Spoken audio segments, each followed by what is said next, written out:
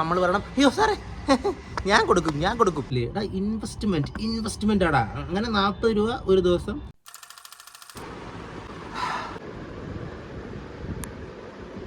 ഇറങ്ങുവാണേ, ലേറ്റായി. ടാറ്റാ. സുപ്രഭാതം കൂട്ടുകാരെ. സമയം കളയാതെ ലിഫ്റ്റ് അടിക്കട്ടെ. എൻ്റെ പൊന്നു മോന്, ലിഫ്റ്റ് അടിക്കുന്നത് ശരിക്കും ഒരു അണ്ടർ റേറ്റഡ് കാര്യമാണെന്ന് ഞാൻ പറയത്തുള്ളൂ. 2 മിനിറ്റിലെത്തി ഞാൻ സ്ഥലത്ത്. നടക്കാനായിരുന്നെങ്കിൽ ഞാൻ 25 മിനിറ്റ് നടന്നേനെ. ഭയങ്കര മോനെ. ലേറ്റായി, കട്ട ലേറ്റായി മോനെ. നമ്മുടെ ഭാഷയിൽ പറഞ്ഞാൽ അത്ര ലേറ്റ് ആയില്ല, 15 മിനിറ്റ് ലേറ്റ് ആയുള്ളൂ മക്കളെ. നമ്മളൊക്കെ എത്ര 1.5 മണിക്കൂറൊക്കെ ലേറ്റ് ആകുന്നു, നമുക്ക് 15 മിനിറ്റ് ഒക്കെ വലിയ കാര്യമാണോ? ഈശ്വര രക്ഷിക്കണേ.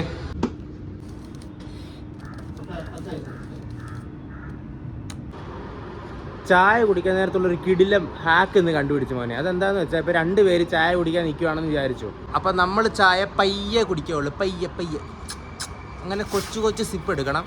മറ്റേ ആൾ കുടിച്ചോട്ടെ. മറ്റേ ആൾ കുടിച്ച് തീരുമ്പോഴും നമ്മുടെ ഗ്ലാസ് പകുതിയേ ആവാൻ പാടുള്ളൂ. അങ്ങനെ നമ്മുടെ ചായ പകുതി ഇരിക്കുമ്പോഴും അവൻ്റെ ചായ തീർന്നിട്ട് പിന്നെ അവനിങ്ങനെ സംസാരിച്ചുകൊണ്ടിരിക്കണം. അപ്പം നമ്മൾ അങ്ങനെ പയ്യെ ആണല്ലോ കുടിക്കുന്നത്. അതുകൊണ്ട് അവൻ പിന്നെ നമ്മൾ കുടിച്ച് കഴിയുന്നവരെന്തായാലും വെയിറ്റ് ചെയ്യത്തില്ല മോനെ. അപ്പോൾ അവിടെ ഒരു ഏഞ്ചൽ പാസിങ് മൊമെൻറ്റ് വരും. ആ മിണ്ടാതിരിക്കുന്ന മൊമെൻറ്റിൽ പ്രായം കൊണ്ടും അനുഭവ സമ്പന്നത കൊണ്ടും ഉന്നതിയിൽ നിൽക്കുന്ന അയാൾ പൈസ കൊടുത്തിട്ട് അങ്ങ് പൊക്കോളും മോനെ. ഞാനിത് 2-3 കൊല്ലമായിട്ട് എൻ്റെ മാനേജർമാർ ഇങ്ങനെയല്ലേ മോനെ പറ്റിക്കുന്നത്. അവരുടെ വായിരിക്കുന്ന കേൾക്കുകയോ വേണം, ചായയുടെ കാശും കൂടെ കൊടുക്കണമെന്ന് പറഞ്ഞതൊക്കെ എവിടുത്തെ നിയമമാണ് മോനെ. സിമ്പിൾ. പക്ഷേ ഇനിയാണ് ഏറ്റവും ശ്രദ്ധിക്കേണ്ട കാര്യം. ഈ കാര്യം മര്യാദയ്ക്ക് ചെയ്യാത്തതുകൊണ്ടാണ് പലരും 1-2 പ്രാവശ്യത്തിന് ശേഷം അവർക്കത് കൺസിസ്റ്റൻ്റ് ആയിട്ട് ചെയ്ത് മുമ്പിലോട്ട് പോകാത്തത്. ഞാൻ അതുകൊണ്ടാണ് 2-3 കൊല്ലം ഈ ഫീൽഡിൽ ഇങ്ങനെ പിടിച്ച് നിൽക്കുന്നത്.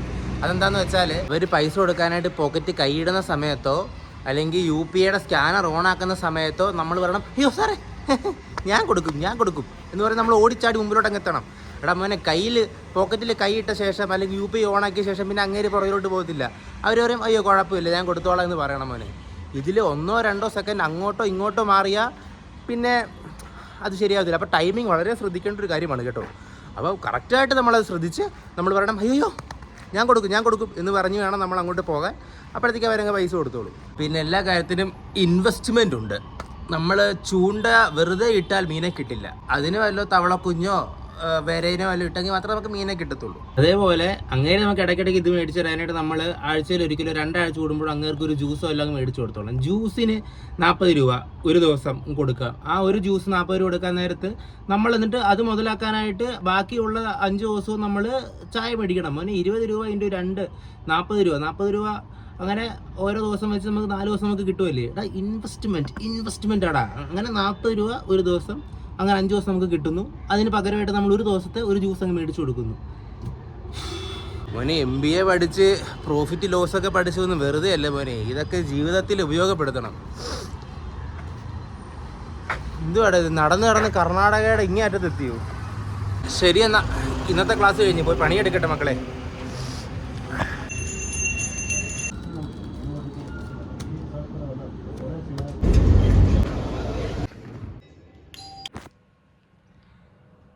എല്ലാവർക്കും എൻ്റെ ട്യൂട്ടോറിയൽ ഇഷ്ടപ്പെട്ടെന്ന് വിശ്വസിക്കുന്നു. വല്ലതും മനസ്സിലായിരുന്നോടാ ഞാൻ പറഞ്ഞത്? മനസ്സിലായെന്ന് ഞാൻ വിശ്വസിക്കുന്നു. എടാ ഇത് അത്ര മോശമായ കാര്യമൊന്നുമല്ല. ഇതൊക്കെ നമ്മൾ ചെയ്യണോടാ. നമ്മളെ ആരും ദുരുപയോഗപ്പെടുത്താൻ പാടില്ല. ഞാൻ അത്ര ഉദ്ദേശിക്കുന്നുള്ളൂ. അപ്പോൾ ഇങ്ങനെ തഞ്ചത്തിൽ ഇങ്ങനെ ആടി ചായയുടെ പൈസ വേറെ ആരെങ്കിലുമൊക്കെ കൊണ്ട് കൊടുപ്പിച്ച് അങ്ങനെയൊക്കെ അങ്ങ് പോണം മോനെ. അപ്പം ശരി, ഇന്നത്രേ ഉള്ളൂ. നാളെ കാണാം.